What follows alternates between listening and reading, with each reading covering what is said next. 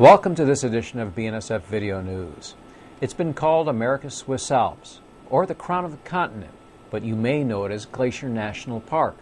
The history of BNSF Railway, specifically one of our predecessor railroads, the Great Northern Railway, is closely intertwined with Glacier National Park. The Great Northern leaders not only recognized the environmental value and spectacular scenery of this area, but made Glacier the cornerstone of promotion for the railroad in the early part of the 20th century.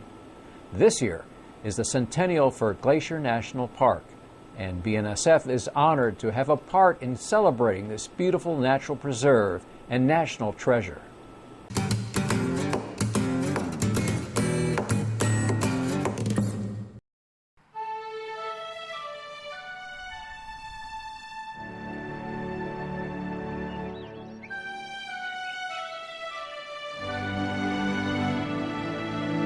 Oh, we're really excited this year in Glacier National Park. This is our 100th anniversary. Back in 1910, actually on May 11th, William Howard Taft signed the legislation that created Glacier National Park.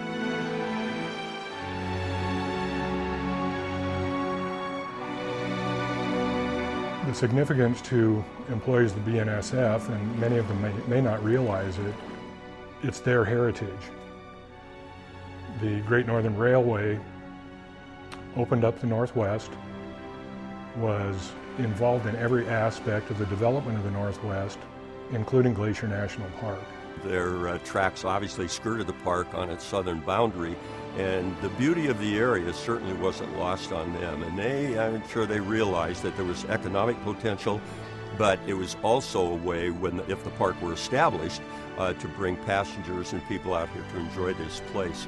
And so the Great Northern, especially James J. Hill's son, Louis Hill, was very much responsible for pushing the legislation through, along with George Bird Grinnell and several other people. One of the interesting historical aspects, I think, is that what you see in the park today was the result, in large part, of Louis Hill's efforts.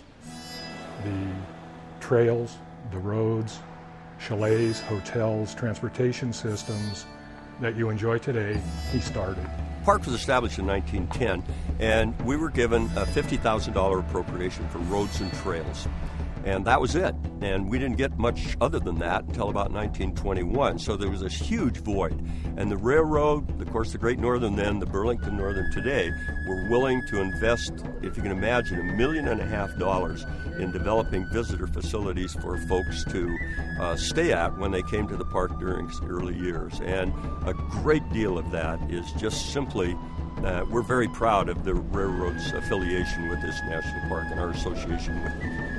You know, our history and Glacier National Park's history are largely intertwined. It was one of those early examples of where the enlightened self-interest of the railroad resulted in preserving and making this wonderful wilderness area available to people in America. We are so proud to continue to have kept that affiliation and that association.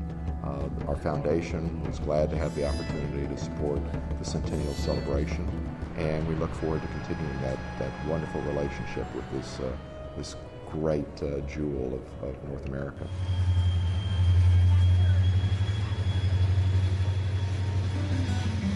So that's one thing that hasn't changed. We're standing right now in the original building built by Louis Hill, the first and celebrating its 100th centennial of the properties that were built to enhance the tourist experience in Glacier Park. It's a building that is modeled on the Swiss style, and the idea was that Louis believed that Americans were ready to have a destination that was in America for high-end travel. And so this was the beginning of those creations that he followed through for the next, probably 10 or 15 years. And Louis Hill was wonderful in that he encouraged many great artists to come out and work for him. John Ferry was a fine artist, and he was commissioned by the railroad to do paintings of Glacier National Park. they were used primarily for promotional purposes. You know, obviously these iconic pictures, and then the slogan, "See America First." So those did a lot to promote this area and brought a lot of people out here. With Glacier National Park, whether it was those folks who came early on horseback or those of us who travel throughout the park mostly in cars today, it's an experience that you will want to repeat as the years go by. And so we certainly invite you to come back and to enjoy this place.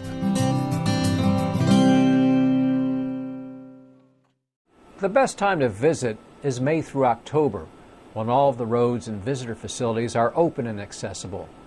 You can find out more about Glacier National Park at www.nps.gov. That's it for this edition. Thank you for watching.